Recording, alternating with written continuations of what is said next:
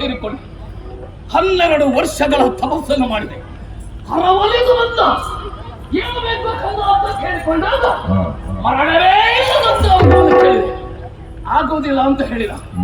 ಆಮೇಲೆ 3 ಬದುಕನ್ನು ಹರನಿಂದ ನಾನು ಪಡೆದುಕೊಂಡೆ. ಶಂಖ ಚಕ್ರ ಪಾಣಿಪೀಠದ ವ್ಯವಸ್ಥೆಯನ್ನು ನನಗಾಯಿತು. ಅರಮನೆಗೆ ಬಂದಿದ್ದೇನೆ. ಈ ಸಂತೋಷದ ವಿಷಯವನ್ನು ನನ್ನವರಿಗೆ ತಿಳಿಸಬೇಕಾಗಿದೆ.